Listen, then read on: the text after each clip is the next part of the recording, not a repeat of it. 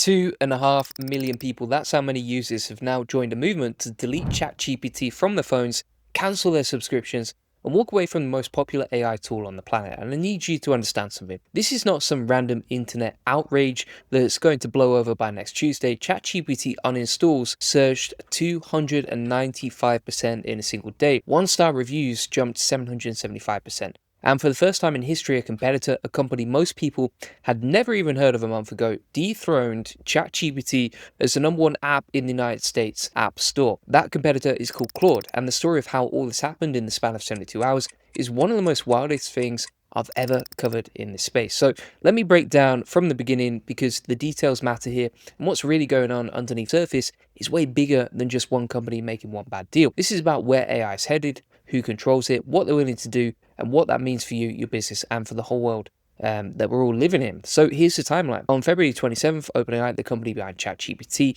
announced that it signed a deal with the United States Department of Defense. Now, the Pentagon had actually been working with another AI company first, a company called Anthropic, which makes AI assistant Claude. Anthropic had a $200 million contract with the military. They were already providing AI tools for classified operations. But here's where things went sideways. The Pentagon came to Anthropic and said, "We want to use your AI for all lawful purposes, no restrictions." Anthropic CEO, a guy named Dario Amodi, looked at that request and said no. Specifically, Anthropic drew two red lines, two things they would not allow their AI to be used for. Number one, mass surveillance of American citizens, and number two, fully autonomous weapons, meaning AI that can decide to kill someone without a human being in the loop making that decision. Think about that for a second. A private company, an AI company, told the United States military, no, we will not let you use our technology to spy on Americans without a judge signing off on it. And we will not let you use our technology to build robots that hurt people without a human pressing the button. Now, you might think, okay, that seems pretty reasonable. You might also think, well, the military has its reasons and national security is complicated. And both of these things can be true at the same time. But what happened next is where this story gets absolutely insane. So the Pentagon gave Anthropic a deadline, Friday. Agree to our terms or face the consequences. Anthropic said no.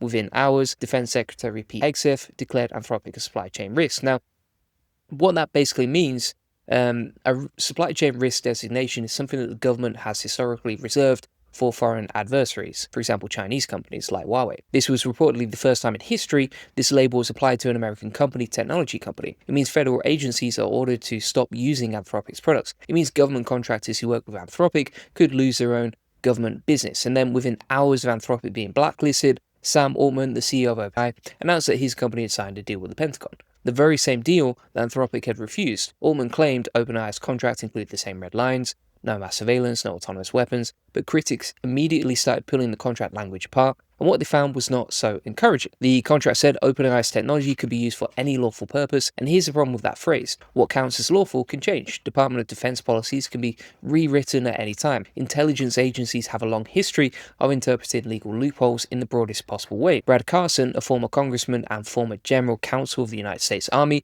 looked at the contract language OpenAI published and said publicly that he had reluctantly come to the conclusion that the provision preventing domestic surveillance doesn't really exist. His words were, "I think they're just trying to fake it." And then it got worse for OpenAI. The full contract hasn't been released to the public. OpenAI's own national security chief, Katrina Mulligan, first promised to release a clear and comprehensive explanation of the contract terms. Then she told a critic on social media, "I don't agree that I'm obligated to share contract language with you." That is not a great look when you're telling 900 million users to trust you. The public reaction was swift. It was massive. It was measurable. On February 28th, one day after the deal was announced, ChatGPT mobile app uninstalls in the United States jumped to 5%. To put that in context, the normal daily uninstall rate for ChatGPT was around about 9%. It went from 9% to 295% overnight. Downloads dropped 13% on Saturday and another 5% on Sunday, reversing what had been a 14% growth trend. One-star reviews on the app surged 5-star reviews collapsed by more than 50%. And here's a number that should terrify OpenAI's investors. Reports indicate that OpenAI lost approximately 1.5 million paid users in the first week alone. These are people paying $20 a month for ChatGPT Plus or $200 a month for ChatGPT Pro. If you do the math on just the Plus subscribers, that's potentially a $30 million or more in monthly recurring revenue that just walked out the door. Meanwhile, what happened to Anthropic? The company that said no to the Pentagon and got blacklisted to it. Well, on Saturday night, Claude surged to the #1 spot in Apple's App Store, dethroning ChatGPT for the first time ever. Not just #1 among AI apps, #1 across all apps, period. More downloaded than Instagram, more than TikTok, more than ChatGPT. The numbers are staggering. Claude's daily downloads in the US hit 149,000 compared to ChatGPT's 124,000. Anthropic said daily signups actually broke their all-time record every single day that week. Free users increased more than 60% since January. Paid subscribers more than doubled since the start of 2026. Daily active users tripled from about 4 million at the start of the year to 11.3 million by March 2nd. Even Katy Perry got involved. The pop star posted a screenshot on X showing she had purchased a Claude Pro annual subscription with a big red heart drawn over in it. Her caption was one word: done. The post went viral, racking up 12.3 million views. Now, I need to pause here and tell you something important. I'm not going to tell you which company is right and which company is wrong. That's not my job. My job is to give you the facts and numbers and let you make up your own mind. What I'm going to tell you is what this means for you and why you should be paying very close attention to what's happening. Because here's a bigger picture. ChatGPT's market share has been declining for months, and this Pentagon controversy just poured gasoline on a fire that was already burning. According to Apptopia, ChatGPT's mobile app market share fell from 69.1% in January 2025 to 45.3% in early 2026. That's a massive drop. Google's went from 14.7% to 25% in the same period. Grok, Elon Musk's AI, went from 1.6% to 15%. SimilarWeb shows ChatGPT's overall market share dropped from 87% to 68% in just 12 months. The era of ChatGPT being the only game in town is over, and this is actually a good thing for you regardless of what AI tool you use, because competition means better products, lower prices, and more innovation. But what I find most fascinating about this whole saga is what it reveals about where the real power lies in the AI industry. It's not with the government, it's not entirely with the companies, it's with the users. 2.5 million people threatened to leave, and within days, Sam Altman was on social media doing damage control, admitting the deal was rushed, admitting it looked opportunistic and sloppy, and scrambling to renegotiate the contract terms. And it's not just the users. On Saturday morning, activists had written messages in chalk on the sidewalk outside OpenAI's San Francisco offices. Where are your red lines? You must speak up. What are the safeguards? The really telling thing is that those sentiments were being echoed inside the building. CNN reported that OpenAI employees were, quote, venting about how leadership handled the Pentagon negotiations. Many employees said they really respect Anthropic for standing up to the Pentagon and were frustrated with OpenAI's response. One research scientist at OpenAI, Aidan McLaughlin, posted publicly saying he personally didn't think the deal was worth it. And then just this past Saturday, March the 7th, OpenAI's head of robotics, Caitlin Kalinowski, resigned. She left the company specifically because of the Pentagon deal, and a public statement was devastating. She said this was not an easy call. I had an important role in national security, but surveillance of Americans without judicial oversight and lethal autonomy, without human authorization, are lines that deserved more deliberation than they got. She clarified further, saying her issue was that the announcement was rushed, without the guardrails defined. It's a governance concern first and foremost. Kalinowski was not some random employee. She previously led the team that built Meta's Orion augmented reality glasses. She spent 9 years at Oculus building virtual reality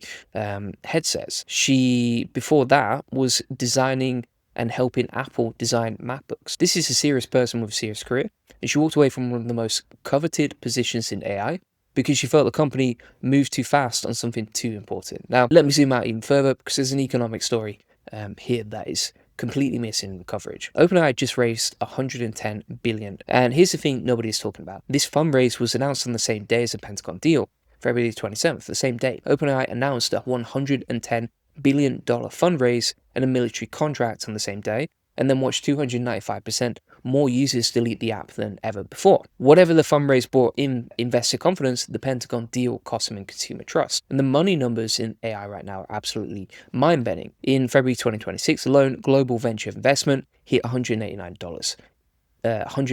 billion, the largest single month on record. AI-related startups accounted for 9% of that, or 171 billion. OpenAI raised 110 billion. Anthropic raised 30 billion. Waymo raised 16 billion. February 2026 was up 708% year over year from February 2025. Anthropic is now valued at with 380 billion. Their revenue is growing at roughly 10x per year. They reportedly passed $19 billion in annualized revenue, up from $9 billion at the end of 2025, and $14 billion just a few weeks before that. OpenAI just crossed $25 billion in annual revenue, and some analysts project the two companies could reach parity sometime in 2026 or 2027. So the main thing to note here is if you're not paying attention to AI right now, you're going to be left behind. And I don't say that to scare you. I say that because the numbers don't lie. The AI market grew 708% in a single month. Companies are raising $110 billion in a single round. And users are switching AI tools in the hundreds of thousands overnight. Now, let me bring you back to the story. One of the things that makes this situation so complicated is that both sides have legitimate arguments. The